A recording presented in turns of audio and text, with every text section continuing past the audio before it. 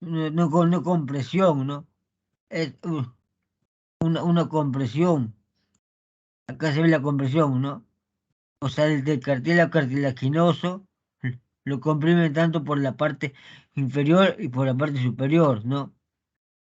El diagnóstico es retrospectivo en presencia de una epifisio, epifisiodesis, ¿no?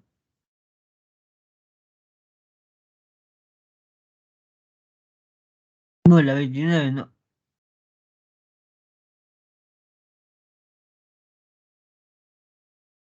No, que es la 28. En la 28 que tiene acá está la 28. Eso, la 28, ¿no? Es el tipo 5, ¿no? Se basa que se da en un, que se da en una compresión a nivel a nivel de cartílago de crecimiento, ¿no? Ya que mediante, ya que, ya que mediante a la radiografía es difícil diagnóstico, de modo que el diagnóstico se termina haciendo por resonancia magnética, ¿no? Y lamentablemente es de mal pronóstico, es de mal pronóstico, ¿no? Hay eso que le dije, ¿no? Pero, o sea, estoy caracterizando la tipo 5, ¿no? Ahora, un ejemplo del tipo 5 es justamente la que le había puesto, ¿no? Esta, ¿no? Es el diagnóstico es retrospectivo, ¿no? En presencia de una epifisiosis. Ahora, el que el diagnóstico sea retrospectivo es ver cuál lo causó, ¿no? ¿Por qué? Porque esta, el tipo 5 la fractura del tipo 5 el del cartílago crecimiento, es, es de difícil diagnóstico, ¿no? De modo que se tiene de modo que se tiene que hacer un interrogatorio al paciente, ¿no? Retrospectivamente hacia atrás para averiguar qué lo causó, ¿no? ¿Qué lo causó, no?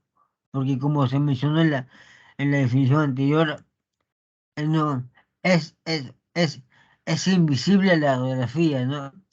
Se tiene que hacer una resonancia magnética para comprobar, ¿no? Para comprobar el tipo 5, ¿no?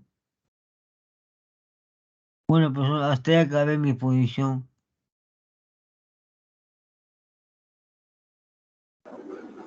Ok, Ángel. A ver, vamos a complementar tu exposición. Voy a hacer una presentación de mi PowerPoint. Tiene muchas figuras parecidas a tu exposición. Parece que en algún momento han quedado grabadas las clases, ¿no? Bueno, vamos a ver. ¿Alguna duda, chicos? Mientras tanto, con respecto a lo que ha expuesto Ángel.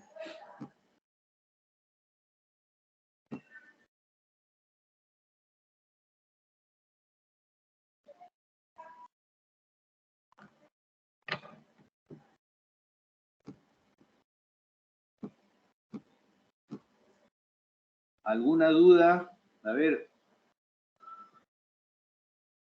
¿no tienen ninguna duda? A ver, de mi grupo, Giancarlo.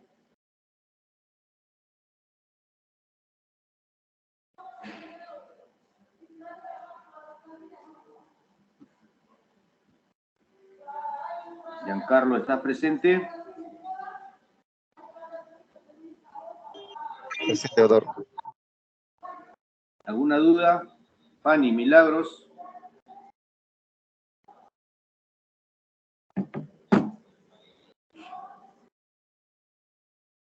Vamos a complementar mejor, ¿ya? Por favor, les rogaría que hicieran preguntas, pero después de mi presentación, para complementar la exposición de Ángel, vamos a ver, ¿ya? Si quedan algunas dudas. Un momentito, estoy en el hospital, está llegando un helicóptero, aparentemente va a haber mucha bulla, no sé si me escuchan, si no me escuchan me avisan. ¿Ya? Está yendo el helicóptero. Está llegando, otro. Está llegando un helicóptero, así es que de repente van a escuchar pura bulla. ¿Me escuchan? ¿O se escucha la bulla del helicóptero? Lleno de polvo. Sí, doctor, ¿en qué hospital está, doctor? ¿En qué hospital está?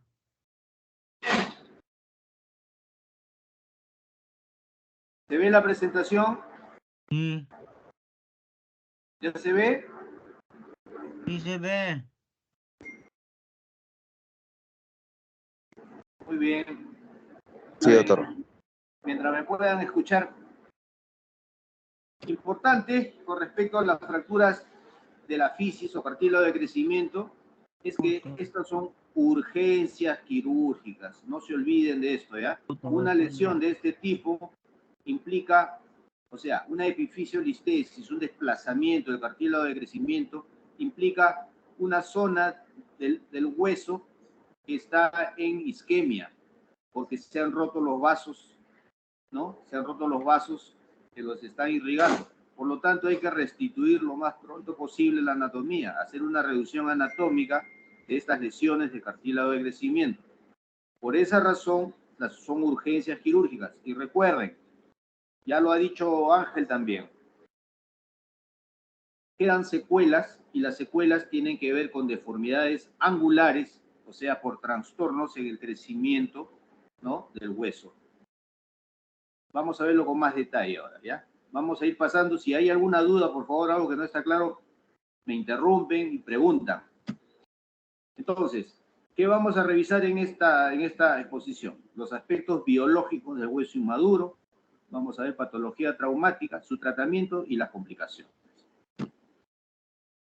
Desde el punto de vista didáctico, vamos a dividir al hueso en regiones anatómicas para ir por región.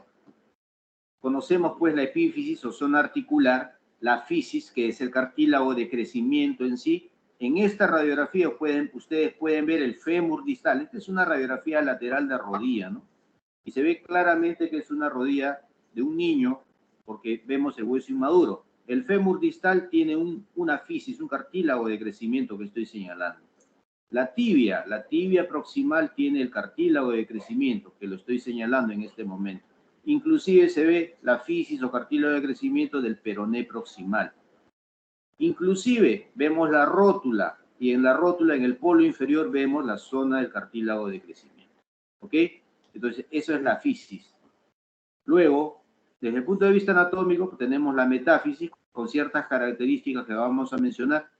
La diáfisis, o también con sus características particulares, me refiero al esqueleto inmaduro, ¿no?, con respecto al esqueleto maduro. Y sin ser hueso, el periósteo es una estructura muy importante en la consolidación, en el pronóstico y en el desplazamiento inclusive de la fractura. Ya vamos a ver cada una de estas zonas. Entonces, comenzamos por la epífisis, la zona articular, ¿no? Cuando el niño nace, o sea, en estadios tempranos, las epífisis, ¿no? Y acá estoy poniendo como ejemplo el fémur, la cabeza del fémur, es completamente cartílago, no tiene zonas de osificación, son totalmente cartílago. Y este cartílago gradualmente se va osificando a partir de un núcleo de osificación que aparece de acuerdo a las regiones en diferentes etapas. ¿Ok? Entonces, esto es el ejemplo. Miren, esta cabeza es un dibujo, ¿no? Y ahorita vamos a ver una radiografía. Tiene en la zona central una zona más clara que está representando el cartílago de crecimiento. El cartílago de crecimiento, perdón, la zona de osificación. Esa osificación, ¿no?, va a extenderse y prácticamente toda la cabeza del fémur en algún momento va a ser totalmente hueso esponjoso. Y lo único que va a quedar como resto del cartílago es la superficie articular. Por eso, Tenemos una radiografía de pelvis en un neonato que usualmente se solicita para descartar patología de cadera congénita, o sea, displasias de cadera, y ustedes verán esta radiografía. Prácticamente la cabeza femoral en el lado izquierdo no se ve. La cabeza femoral en el lado derecho apenas vemos una pequeña sombra que es el inicio del núcleo de osificación en esa cadera.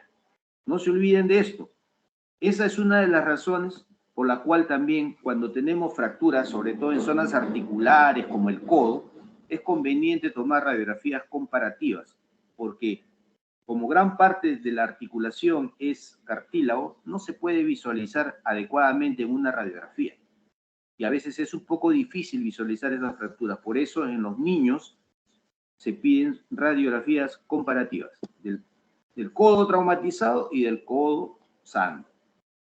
Entonces, esto de acá muestra claramente cómo las cabezas inicialmente son cartílago, repito, y este núcleo de osificación en las caderas suele aparecer en un determinado momento, ¿no? Más o menos a partir del tercer o cuarto mes. Vemos entonces las epífisis, ¿no? La epífisis, otra vez, esto es un corte, una pieza anatómica, ¿no? Que inicialmente, repito, es una contraepífisis, luego comienza a aparecer el núcleo de osificación secundario y finalmente en el hueso, donde ya en la epífisis donde se ha osificado totalmente, como remanente queda el cartílago articular, que constituye la superficie articular, ¿no? de todas las epífisis en el hueso ya maduro y el adulto inclusive. Y estas zonas son las zonas donde aparecen más o menos los momentos en que aparecen los cartílagos de crecimiento, ¿no? Siempre poniendo como ejemplo la cabeza del fémur, ¿no? Cabeza del fémur aparece aproximadamente en el cuarto mes, el núcleo de osificación. Todo claro con respecto a la epífisis, ¿no? Acuérdense, la epífisis es un hueso esponjoso, por eso hay fracturas epifisiarias que ustedes ya deben haber revisado, como por ejemplo las fracturas del platillo tibial, del plafón tibial, de calcáneo, que son fracturas en las cuales el hueso está impactado, el hueso esponjoso está aplastado. Pasamos de la epífisis a la zona de la fisis, ¿no? La fisis, que es la zona intermedia entre la epífisis y la diáfisis, ¿no? Tiene características particulares en el niño, ¿ya? En el niño tiene la característica de que tiene una cortical más delgada. Al tener una perdón, disculpen, estamos en la fisis, en el cartílago de crecimiento. Disculpen ustedes, estaba distraído por el ruido. Recapitulamos. Hemos visto epífisis, ya. Ahora vemos fisis o cartílago de crecimiento, ¿no? Que es prácticamente el tema principal de esta exposición. La fisis o cartílago de crecimiento. ¿Qué hace la fisis o cartílago de crecimiento? Aporta hueso, ¿no? Eso es el proceso de osificación endocondral. Por lo tanto, se dice que la fisis tiene esta función importante del crecimiento del hueso, pero el crecimiento longitudinal, o sea, el crecimiento de largo, pero también el crecimiento latitudinal, el crecimiento de ancho. Tiene la fisis o cartílago de crecimiento una capa germinativa, ya Ángel mencionó las capas que tiene la fisis, una placa ósea subcondral con límite de la epífisis, o sea, límites con la epífisis, y ahí encontramos los vasos epifisiarios, ¿no? Que alcanzan esta capa germinativa, ¿no? A través de esta placa. Por eso, ustedes ven esta lesión, esta epifisiolistesis, este despegamiento de la fisis, y vamos a ver de que los vasos se han roto. Por lo tanto, cuando hay este tipo de fractura, las estructuras están en isquemia, y si esa isquemia es prolongada, va a haber una detención del crecimiento en la zona afectada. Y esa detención del crecimiento, por supuesto, va a determinar alteraciones en la forma del hueso. Alteraciones angulares como secuelas de las lesiones de fisis.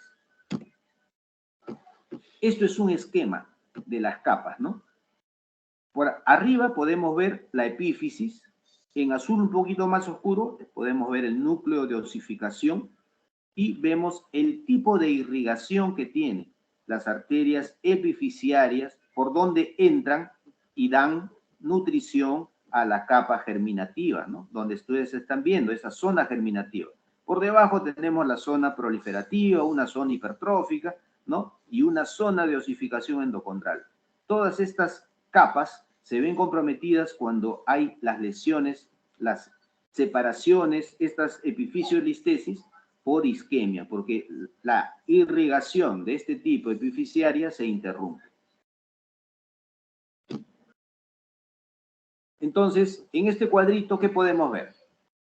La edad, ¿no? Y el momento en que se cierran estos cartílagos de crecimiento, ¿no? O sea, si hablamos de cierre del cartílago de crecimiento, estamos hablando de que va a haber un cese del crecimiento del hueso, ¿no? Ya dijimos, longitudinal como latitudinal, de largo y de ancho.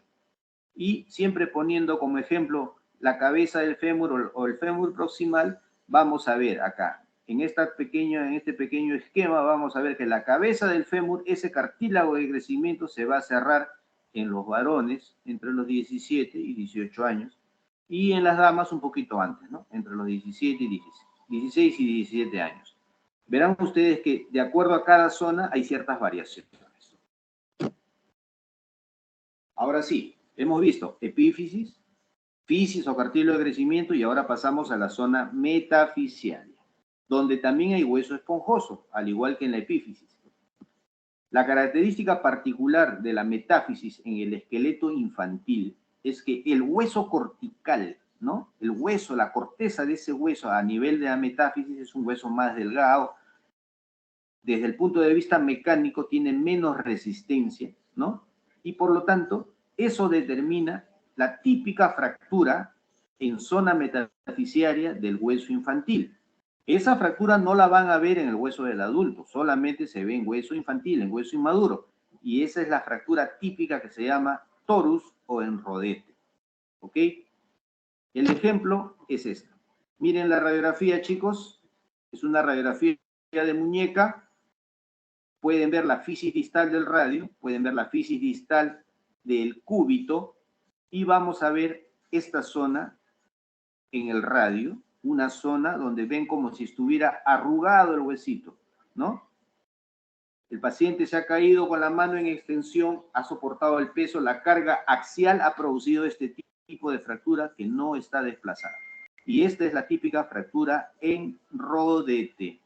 Como verán, fractura de rodete en radio distal, fractura en rodete en el cúbito distal. ¿Se puede visualizar, chicos?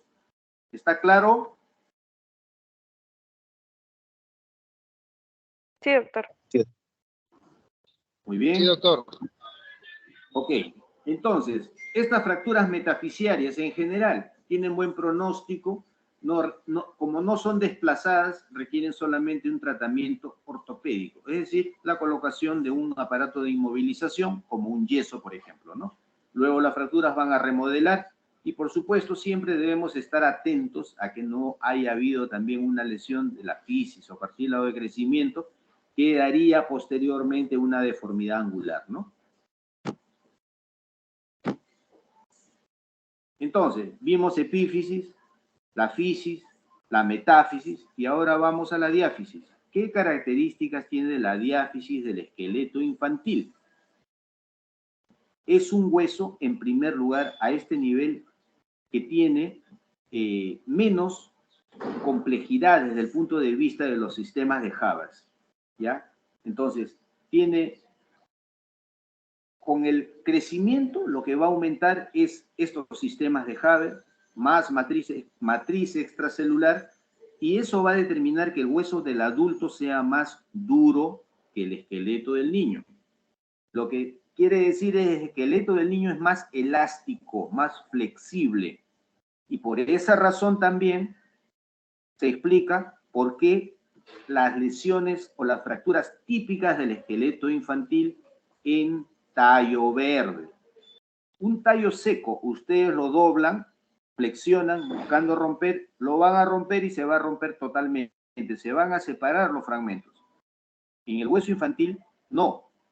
Se va a romper una cortical, como ustedes ven en esta radiografía. La cortical de la zona convexa se rompe, la cortical de la zona cóncava muchas veces no se rompe, por eso es una fractura incompleta en tallo verde. Y algo que se ha visto, que en esta zona de convexidad, el periósteo se rompe junto con la cortical del hueso, pero en la zona cóncava, el periósteo se mantiene indemne, no se rompe y por eso no se separa el hueso. Entonces, esta fractura en tallo verde es propio de la diáfisis del hueso infantil.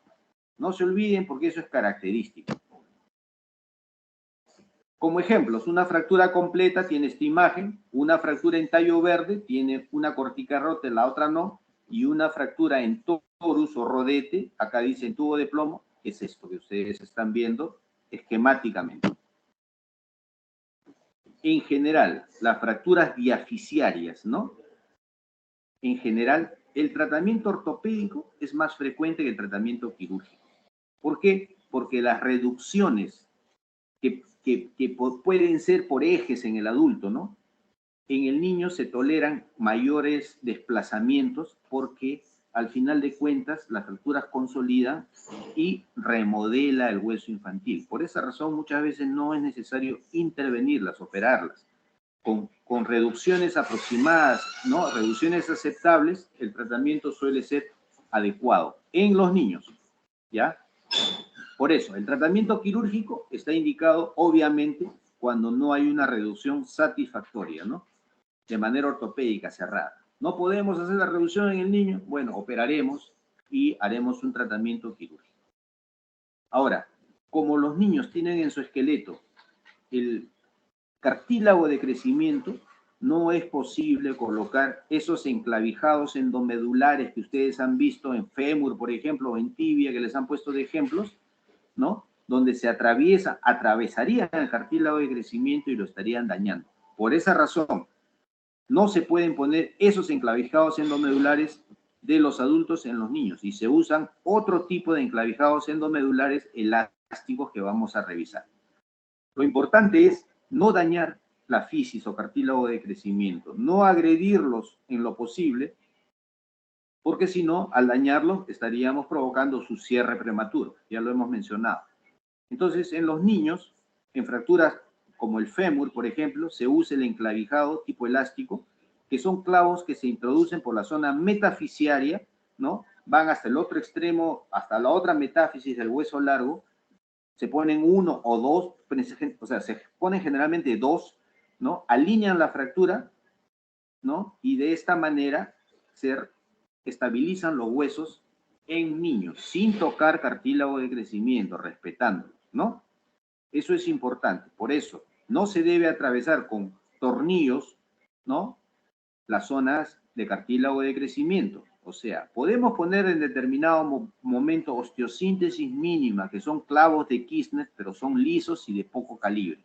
No podemos atravesar una fisis, o no debemos hacer con un clavo grueso, y peor aún si tiene rosca. Entonces, con esos principios vamos a ver los diferentes ejemplos. Esta lámina la presentó Ángel. Es una fractura de tibia tratada con estos clavos TENS o clavos endomedulares elásticos, ¿no? Verán ustedes que se han introducido, acá está la fisis de la tibia proximal a nivel metafisiario, ¿no? Y de ahí se han llevado hasta la otra metáfisis y en un extremo se ha quedado afuera del hueso. ¿Para qué? Para que luego de que el hueso consolide, como ustedes verán, se pueden retirar. Se jalan simplemente, se hace una pequeña incisión, se llega al extremo y se jala. Y se retiran de esta manera. Esa es la ablación, ¿no? Usualmente, pues, en el segundo y tercer mes la fractura está consolidada. Ustedes ven esta consolidación que se ha producido en la tibia. ¿Es una consolidación primaria o secundaria? ¿Qué dicen, chicos?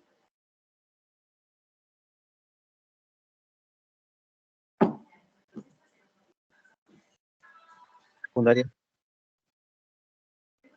¿Por qué? ¿Por qué? Con la formación de callo óseo. Así es. O sea, ¿qué significa? Que estos clavos no dan estabilidad absoluta, ¿no? Usualmente cuando se ponen estos clavos y no da mucha estabilidad, se adiciona un aparato de yeso, ¿no? ¿Por qué? Porque en los niños cuando inmovilizamos con yeso pueden hacer cierto grado de rigidez articular, pero luego se recuperan muy fácilmente, aún sin rehabilitación. Lo que no sucede en un paciente adulto, sobre todo en un anciano, le colocan un yeso por mucho tiempo, inmovilizando una articulación, y después cuando retiran el yeso, no mueve la articulación y no recupera la función. Entonces, esa es la gran diferencia, ¿no? Ok. Ahora veamos fracturas de fémur en los niños, ¿ya? La fractura de fémur en los adultos, ya deben haber visto esa clase, es quirúrgica, la regla es que sea quirúrgica, pero en los niños no es así. ¿Por qué? Porque se puede tolerar cierto grado de angulación, cierto grado de acortamiento en el esqueleto infantil y luego el hueso va a corregir en el proceso de remodelación, va a recuperar la forma, la anatomía del hueso. Acuérdense que puede corregir acortamientos, angulaciones, en varo, en valgo, antecurvatum, puede corregir recurvatum, pero lo que sí no corrige la remodelación es la rotación del hueso. Por eso, cuando ponemos una tracción cutánea de un niño para tratar la fractura de fémur, no podemos tolerar que el pie del niño esté rotado. ¿Ya? Ahora vamos a ver los ejemplos. Ya con mi grupo hemos visto las tracciones cutáneas en los pacientes, no en niños, pero en pacientes adultos, como una manera de inmovilizar, ¿no? Entonces, fracturas de fémur en niños, en general, de 0 a 6 años, el tratamiento debería ser un tratamiento ortopédico, tratamiento conservador, tratamiento no quirúrgico.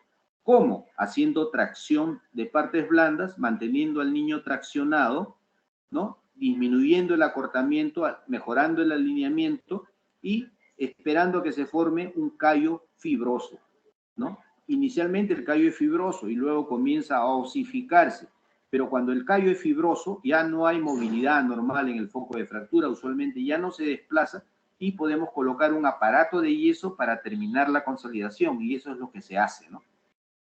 Entonces en el hospital, un niño entre 0 a 6 años le ponemos una tracción cutánea, lo traccionamos, a las 3 o 4 semanas le ponemos un yeso pelvipedio, obviamente con controles radiográficos que está para demostrar que efectivamente la reducción es adecuada, y luego termina de consolidar, el niño regresa con su yeso, ¿no? A los 2 meses, por ejemplo, seguramente ya hay un buen callo óseo y podemos retirar el yeso y se acabó el tratamiento.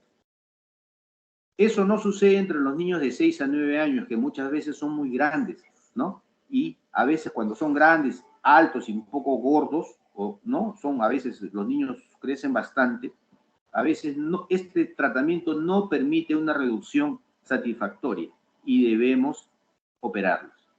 Y en el caso de la operación, ¿qué es lo que colocamos? Enclavijado endomedular elástico o clavos TENS, que ya vimos el ejemplo y que vamos a ver después unos cuantos más, ¿no? Se dice que el niño de 9 más años el tratamiento ya es con estos clavos endomedulares. Ahora, el tratamiento de una fractura de un niño lactante, no sé, un pequeñito, ¿no? A veces se acorta porque ellos consolidan más rápido que un niño mayor o que un adulto, consolidan mucho más rápido, pero la tracción no se puede hacer horizontal, sino al cenit. Ahorita vamos a ver la figura, ¿no? ¿Ok? Entonces, en el tratamiento quirúrgico, repito, usualmente lo mejor sería usar estos clavos TENS, que son clavos elásticos, que respetan el cartílago de crecimiento, ¿no? Y si no hay estabilidad suficiente, se le puede colocar un aparato de yeso. También se puede usar una placa. O también podemos poner fijadores externos, sobre todo en las fracturas expuestas. Ahora, el mejor tratamiento serían los clavos endomedulares. Esta es una tracción bilateral de partes blandas o una tracción cutánea en un niño, ¿no? Bilateral, por una fractura bilateral, en una cama horizontal, ¿no? Se tracciona y se pone un peso a través de la polea y mantiene alineada la fractura, mantiene más o menos reducida la fractura y manteniendo esta posición se forma el callo óseo. Esta figura de la derecha que ustedes ven es una tracción al cenit en lactantes. En niños muy pequeños que no es posible mantenerlos horizontales, se cuelga prácticamente en este marco balcánico, se llama, que tiene algunas camas traumatológicas, y se da una tracción de partes blandas, pero al cenit, o sea, hacia el cielo. Como verán ustedes, la lateral y una otra vista para que se den una idea de en qué consiste. Arriba hay un ejemplo, están viendo la radiografía, chicos, una fractura espiroidea de fémur, ¿no es cierto? Una fractura espiroidea, ¿no? Radiografía de un varón de 22 meses, o sea, menos de 2 años, en los que se aprecia una fractura diaficiaria espiroidea de fémur izquierdo. ¿Qué tratamiento se le dio? Un tratamiento conservador, ¿no? Acuérdense, tiene menos de 2 años, ¿no? Se le tracciona y luego depende de las escuelas. Hay hospitales como el Hospital del Niño, a estas fracturas de fémur no los traccionan, les ponen un yeso peripedio de frente y los envían a su casa, ¿no? En este caso es una radiografía tras la colocación inmediata del yeso peripedio, ¿no? Miren que no es una reducción anatómica, es una reducción por ejes, ¿no? Aproximada, con cierto acortamiento, pero tras 4 meses, ¿no? Y una teleradiografía, la teleradiografía es una radiografía panorámica que permite medir la longitud de las extremidades, ¿no? Se ve de esta manera, a los 4 meses ya consolidó la fractura, como ustedes verán en la figura del medio, en la radiografía central. Y luego de 1 año, luego de 12 meses, vemos de que ese acortamiento se ha compensado, ¿no? El hueso, por estímulo de la fractura, a veces crece un poquito más y compensa y no hay acortamiento, ¿no? Además de que está en proceso de remodelación la fractura. Tomamos en 1 año más una radiografía y probablemente no veamos nada, como si el hueso nunca hubiera tenido una fractura. ¿Se entendió esto, chicos? ¿Está claro?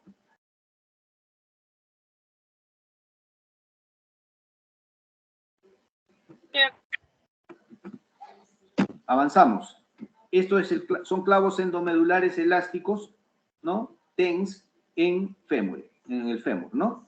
Lo importante, no tocar el cartílago de crecimiento. Esto es un esquema de cómo se colocan los clavos por la zona metafisiaria. Se coloca una oliva que se enrosca en la punta, que posteriormente va a servir para jalar el clavo, retirarlos una vez que la fractura está consolidada, como en este ejemplo.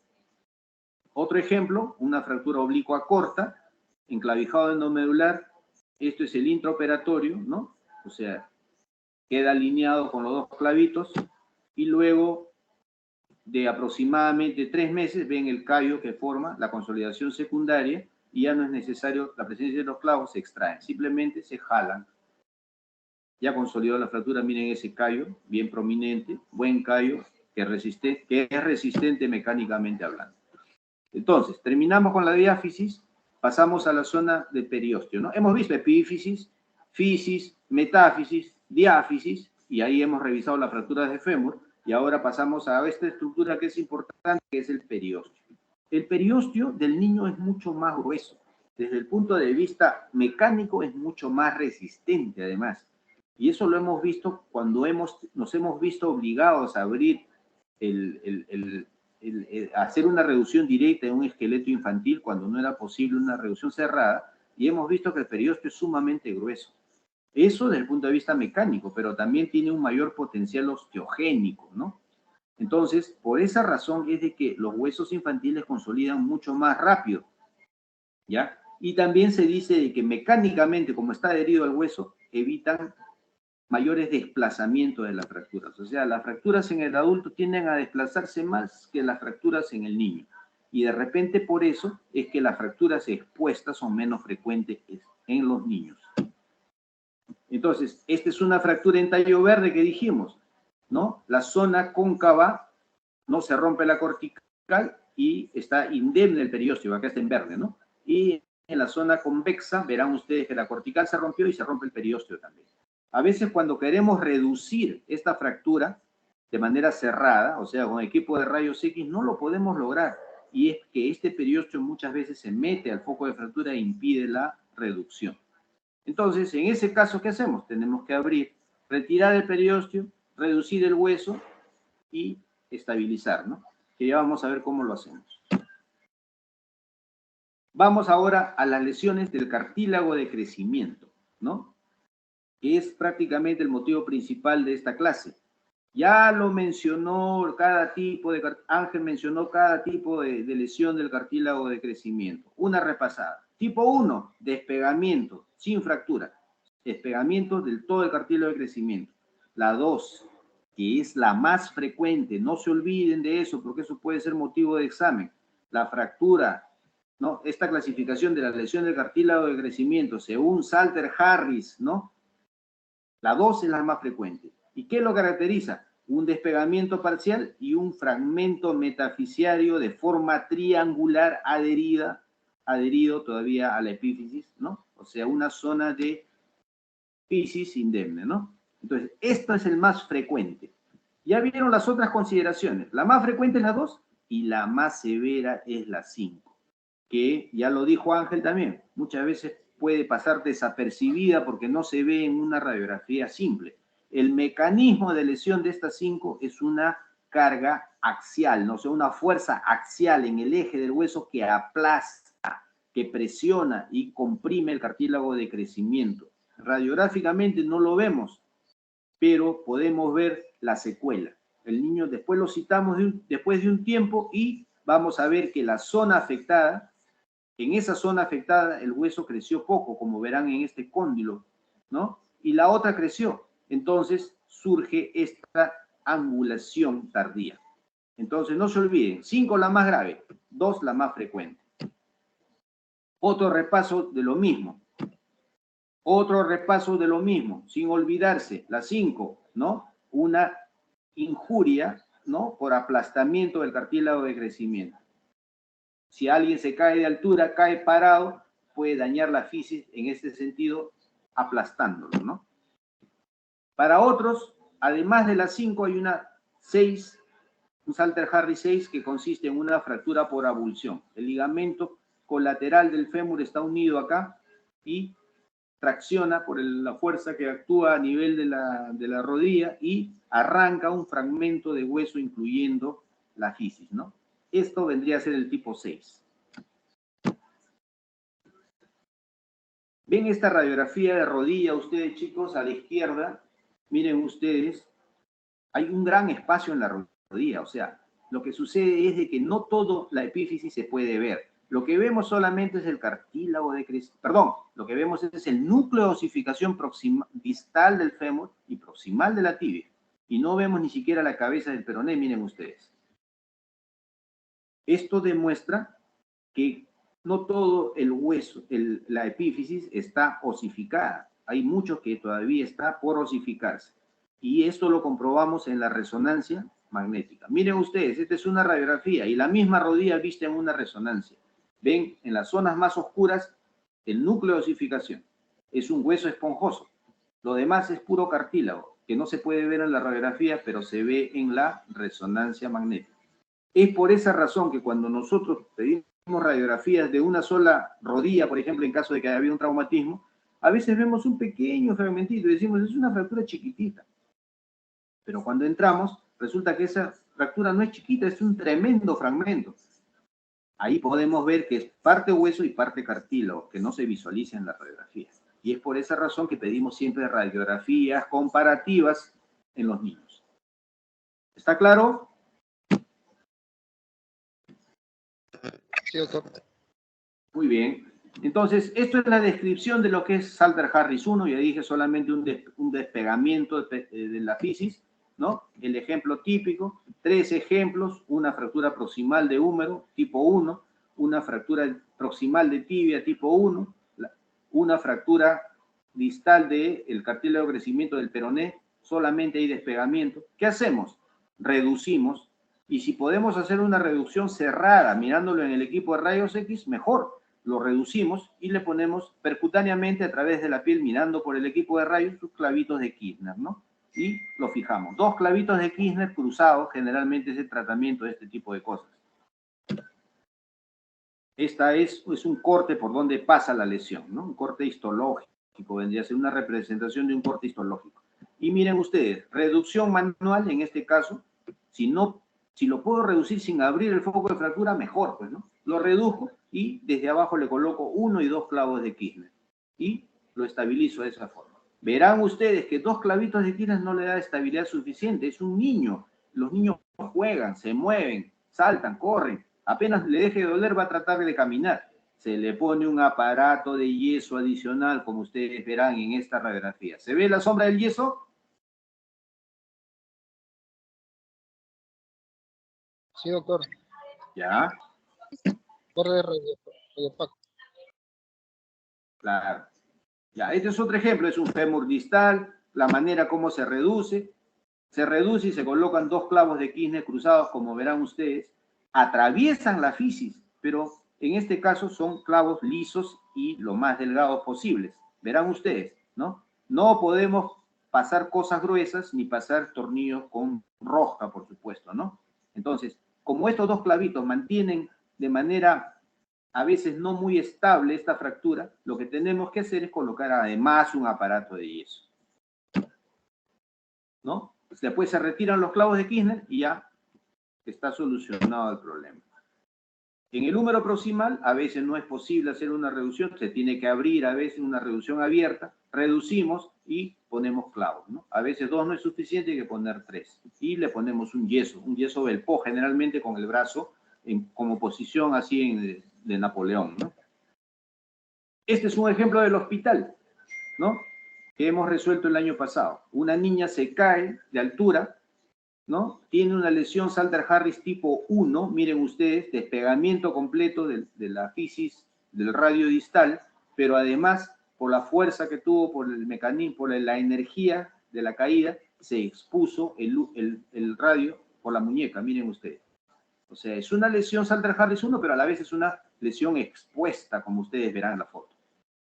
¿Qué hacer? Limpiar, reducir, fijar con 2 clavos de Kirchner, como lo hicimos en sala de operaciones y ustedes lo están viendo, acá en estas radiografías. Salter-Harris tipo 2 dijimos, la lesión más frecuente. La más frecuente es con este triangulito. Este dibujito que ven ustedes, simboliza lo que les he mencionado. A veces queremos reducirlo y no podemos, ¿no? Porque estamos intentando hacerlo cerrado, bajo visión de rayos X. No entra, no entra. Ah, ya sabemos qué cosa es. Abrimos, sacamos el periósteo, reducimos y fijamos, ¿no? El periósteo suele meterse e impedir la reducción adecuada, porque el periósteo es grueso, como ustedes verán. Salter-Harris tipo 2, en este caso, se colocaron, el cirujano consideró que con 2 tornillos podía fijarlo. Sí se puede usar tornillos, siempre y cuando no se atraviese el cartílago de crecimiento, como ustedes ven. Otro ejemplo, en este caso es una pequeña plaquita que se pone de adelante hacia atrás, ¿no? Este es un tobillo, una vista lateral, ¿no? Y verán que acá fue la fractura, ¿no? Acá está el tremendo triángulo, el tremendo fragmento de tibia adherido a la fisis. Es un Salter-Harris tipo 2. Repito, lo más frecuente. Otro Salter-Harris tipo 2, el triángulo acá. Reducción, colocación de 2 clavos de Kirchner, más aparato de yeso. Otro Salter-Harris tipo 2, el triángulo pegado a la fisis, ¿no? En este caso se puso un tornillo con una arandela, sin tocar, sin atravesar la fisis. La configuración 2 es otro tipo, ¿no? Ya ustedes ya les han dicho, es un despegamiento y la fractura se va, el caso de fractura se va hacia la articulación. Requiere reducción anatómica, por supuesto, y estabilización, ¿no? Ejemplos. Vamos a pasar. La tipo 4 es una fractura que atraviesa el cartílago de crecimiento que va de la articulación a la metáfisis, como ustedes verán. Igualito, hay ejemplos. Este es un ejemplo de una fractura particular porque esta zona de la tibia, ¿no? Se llama el chaput, ¿no? El maleolo chaput se llama, es el maleolo medial o interno de la tibia, o lateral vendría a ser externo, puede ser el maleolo interno, ¿no? Y esto le llaman la fractura de Chaput, porque este segmento se llama el tubérculo de Tillaux-Chaput. Es un caso especial, simplemente, que tiene nombre propio, pero es una Salter-Harris tipo 4, por la configuración de la fractura. En este caso, se reduce y también se puede colocar un tornillo. En este caso es un tornillo canulado, bueno, es un tipo de tornillo simplemente. Verán que se coloca el tornillo, fija la fractura, pero no está atravesando el cartílago de crecimiento. La de McFarland que presentó Ángel es otro tipo de fractura tipo 4, ¿no? Bueno, que tiene nombre propio. En este caso se soluciona con tornillos. no atraviesan la fisis, recuerden ustedes.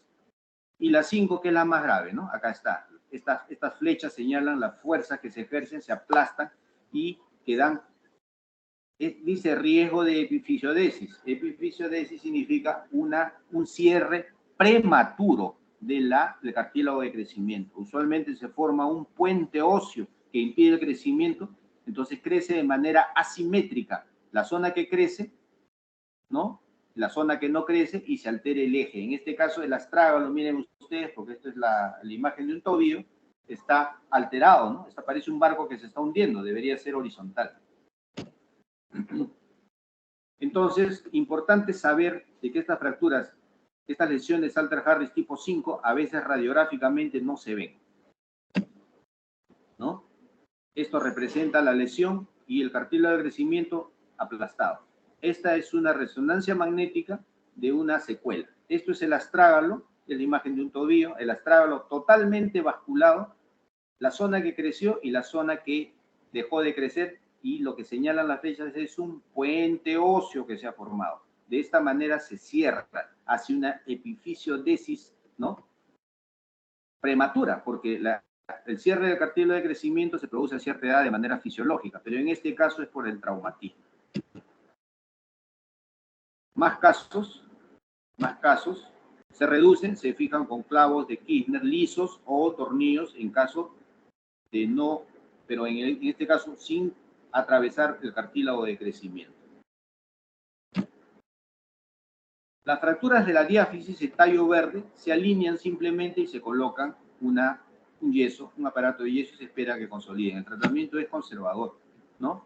Cuando ustedes ven esta fractura de húmero, es un húmero, miren ustedes, ¿no?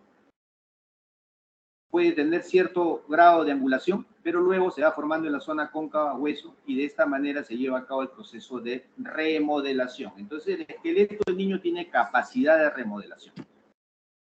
Otra osteosíntesis de un húmero distal reducido, fijado con 2 clavos de Kirchner, más aparato de yeso. Entonces, los principios del tratamiento: osteosíntesis mínima, lisa, fácil de retirar, porque dejamos esta asa fuera de la piel para jalarlo nomás cuando ya consolida la fractura, y se hace una inmovilización adicional con aparato de yeso, como ustedes ven en la sombra de la radiografía. ¿Cómo hacemos? Esta fractura se opera, se le ponen los clavos de Kirchner, se corta el clavo, se dobla y se corta el clavo, se deja fuera, se ponen gasas, se coloca yeso y listo, el paciente ya está operado, se va de alta. Regresa a su casa, regresa luego de un mes, retiramos el yeso, jalamos los clavos y ya está consolidada la fractura.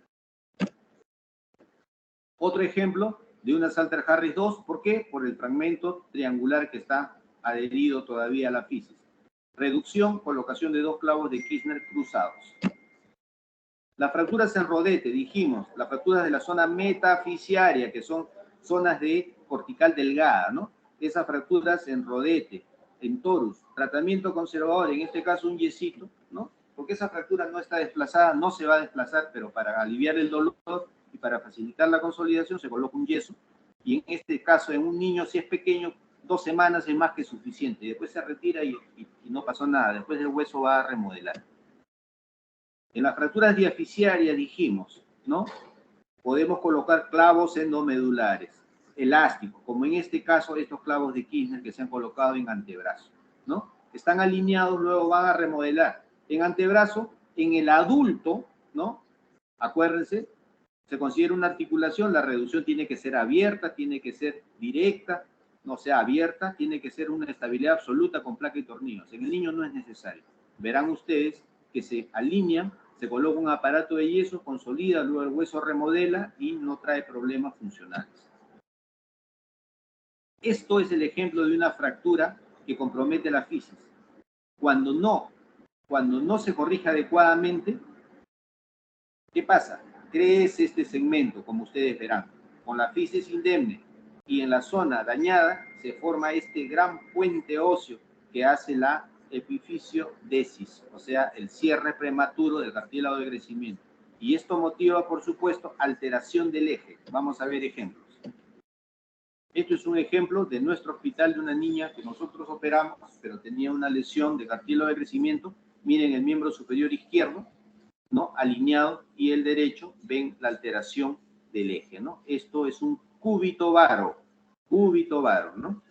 En este caso, esta foto, miren, el miembro inferior derecho, la tibia, está alineada, y en el lado izquierdo es una tibia vara, ¿no? Ha habido una alteración del eje. Las epifisiodisis son una manera de tratar este tipo de cosas. No vamos a hablar de esto ahorita. Entonces, como conclusiones, el esqueleto inmaduro del niño posee mayor actividad biológica, ya lo dijimos, tiene un periósteo que tiene mucha más actividad biológica y tiene capacidad de remodelación ósea, o sea, corrige este defecto, esta radiografía de fémur que ven ustedes en este niño, luego de un año o un tiempo va a remodelar, y ustedes van a tomar una radiografía y no van a ver absolutamente nada, como si no hubiera habido una fractura. Obviamente la capacidad de remodelación está en relación inversa a la edad, pues, ¿no? Mientras menos edad tenga, más poder de regeneración, ¿no? Si es un niño de 14 años, ya no va a tener tanto tiempo para remodelar y corregir esa deformidad. Por lo tanto, a veces en los niños de 14 años ya decimos hay que tratarlo como un adulto, ¿no? Hay que hacer una reducción diferente. Entonces hay que operarlo y no darle tratamiento conservador. Otra conclusión, las lesiones de la fisis pueden ocasionar alteraciones angulares, ¿no? Si es que no las corregimos de manera oportuna, o si es que son lesiones tipo 5 que van a ocasionar una lesión irreversible, y no podemos hacer nada, sino simplemente advertir al paciente o al familiar de que es probable esa tal deformidad posterior, ¿no? Nunca dejemos pasar eso, porque si no el paciente se va a quejar, va a pensar que hemos hecho un mal tratamiento, pero tenemos que explicarle que es probablemente una lesión 5, que es una lesión de mal pronóstico, ¿no? Desde el punto de vista de la angulación. Entonces, otra conclusión, el tratamiento quirúrgico de las fracturas en niños, ¿no? Generalmente se usa osteosíntesis mínima. Ustedes han visto los clavos de Kirchner, ustedes han visto los clavos endomedulares elásticos, los TENS, ¿no? Y como esa osteosíntesis mínima muchas veces no da una estabilidad suficiente, se agrega estabilidad poniendo un aparato de yeso. Eso es lo que se hace en los niños. Espero haber complementado la clase. Preguntas y dudas, chicos.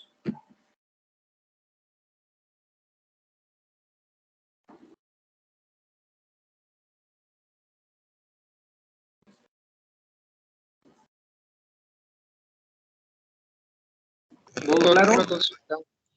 Escucho. Sí, en una fractura de epífisis metafisaria que usted mostró, y bueno, había dismetría, ¿no? Entre ambos miembros. ¿Alguna forma para poder prevenir ello? Ya, o sea, para prevenir que no ocurra esa dismetría. Si es una lesión Salter-Harris tipo 5, ¿no? No en la metafisiaria, o sea, hay una lesión metafisiaria, pero también puede haber una lesión del cartílago de crecimiento tipo 5 que está pasando desapercibida, ¿no? O sea, ustedes no ven en la radiografía y lo que ven nada más no puede, necesariamente es lo único. Tiene que advertir al familiar. Y no hay manera de evitar esto, ¿no? Al menos que ya comience a manifestarse la alteración angular. Ustedes ven que se va poniendo chueco el hueso, ¿no es cierto? Ya, en caso de que eso comience a suceder, ustedes, claro, hay maneras de colocar... ¿Están viendo la presentación todavía? ¿Están viendo la presentación todavía? Sí, sí se ve. Ya, bueno. Sí, pero la última diapositiva. Bueno, sí Ya. estamos viendo. Donde dice epifisiodisis, ¿no? ¿Ok? Sí se ve, doctor. Ya. Y hay una lesión del cartílago de crecimiento, y ustedes ven que se está alterando el crecimiento. Estas grapas que están viendo, estas grapas, que se llaman grapas de Blount, ¿ven? ¿Ven ustedes? ¿Qué está haciendo? Están cerrando de manera temporal, están deteniendo el crecimiento de manera temporal de esta zona del cartílago de crecimiento sano. Al hacer eso, el otro lado, que puede tener un crecimiento más lento, tiende a igualarlo, pues, ¿no? Entonces, esto se llama una hemi, porque es la mitad simplemente del cartílago de crecimiento, una hemiepifisiodisis con grapas según técnica de Blount, ¿no? Entonces, ¿qué están haciendo? Cerrando temporalmente, están deteniendo el crecimiento para que el otro fragmento alcance o crezca lo suficiente para que nivele y mejore la alteración. Eso se hace con un hueso inmaduro todavía, ¿no es cierto? Pero si es un adulto O sea, si es un niño, por ejemplo, de 14 años, 15, ¿no? Ustedes de repente ven la deformidad, si es una deformidad que requiere corregir, porque hay deformidades que son mínimas y que no requieren tratamiento porque no van a afectar la función, ¿no? Puede tener un poquito el codo chueco, pero puede hacer todo, y de repente lo mejor es no tocarlo, ¿no? Pero si la deformidad es muy grande, ocasiona problemas funcionales, entonces ya, se espera de repente que este niño alcance la madurez esquelética, ¿no? Y se hace una osteotomía. O sea, se rompe el hueso, se realinea, se coloca una osteosíntesis y se espera que consolide, ¿no? Eso es lo que podemos hacer en un hueso ya, en un hueso maduro o en un hueso infantil, esa epifisiodisis, ¿no? Con esas grapas de Blount. Pero yo no puedo predecir muchas veces si la lesión del cartílago se ha producido. Acuérdense que esas tipo 5 no se pueden ver en una radiografía, pero tengo que suponer o tengo que advertir que podría suceder para los controles ulteriores. ¿Ok? ¿Responde tu pregunta? Sí, doctor. Gracias. ¿Alguna otra pregunta o duda?